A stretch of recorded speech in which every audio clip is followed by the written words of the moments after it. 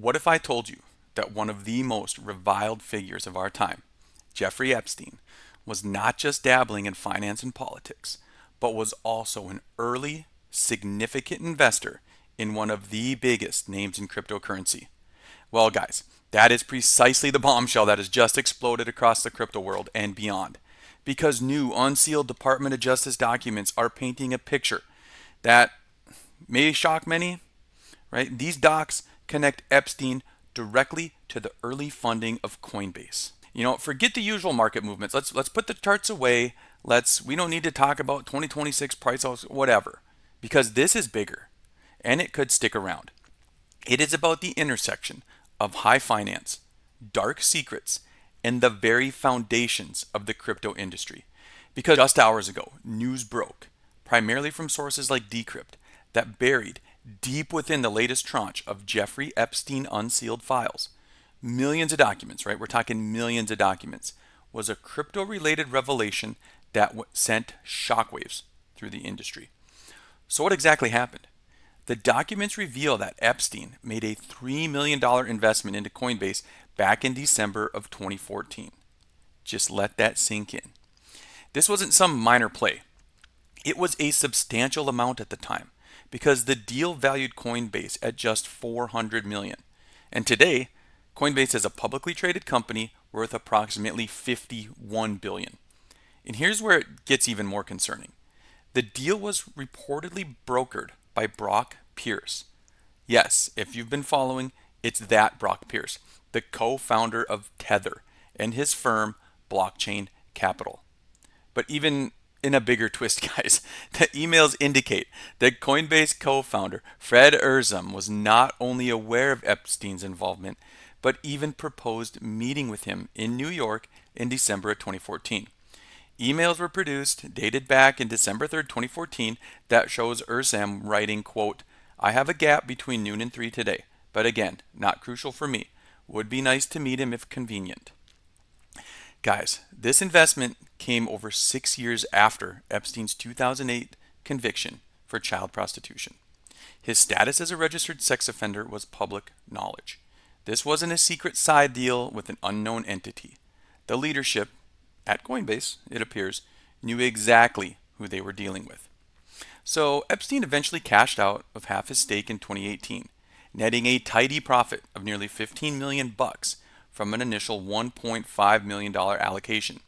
He appears to have retained the other half of his death till his death in 2019, which means his estate likely still holds a significant stake in Coinbase, benefiting from its explosive growth. But the plot thickens here with Brock Pierce, because documents show Pierce wasn't just a conduit for the Coinbase deal. He was allegedly CC'd on early crypto discussions about other major projects like Ripple, XRP, Stellar, and even Bitcoin's foundational scaling debates.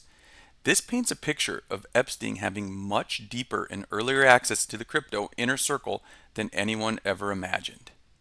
So why is this coming out today? Kind of a perfect storm, really, right? The DOJ, the Department of Justice, is systematically unsealing millions of pages of Epstein-related files.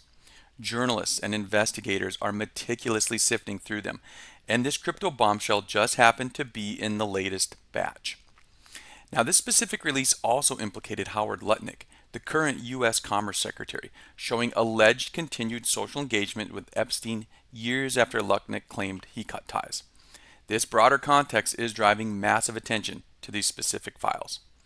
And Bitcoin, guys, as we speak, is in a meltdown alongside gold and silver, having dipped significantly in recent hours. I think it just broke 72 actually. While unrelated to this news, whenever the market is shaky, additional negative news tends to hit harder and gain more traction as people seek explanations. So guys, is this a big old nothing burger, or is there something that we need to talk about? Because what is the actual impact on Coinbase and the broader crypto market? Is it a nothing burger from a decade ago, or does it have real teeth? So let's take a look. Legally, taking money from a convicted felon, while optically terrible, is not illegal. This happened over a decade ago. Coinbase was a small startup in a interesting brand new industry, and due diligence often meant something very different back then. Legally, Coinbase should be in the clear. However, reputationally, this is where it hurts. This news is a massive black eye, and it raises serious questions about the ethics, judgment, and move fast and break things mentality of crypto's early days. For a company that's worked so hard for legitimacy and regulatory approval, this is a huge step backwards in public perception. Expect aggressive questions from lawmakers, investors, and the public. So far, we have had no comments from Coinbase, Fred Ursam, or Brock Pierce, and their silence, while strategically understandable, will only fuel the speculation. Guys, for the broader crypto market, regulatory scrutiny, because this will undoubtedly intensify calls for tighter regulations on crypto.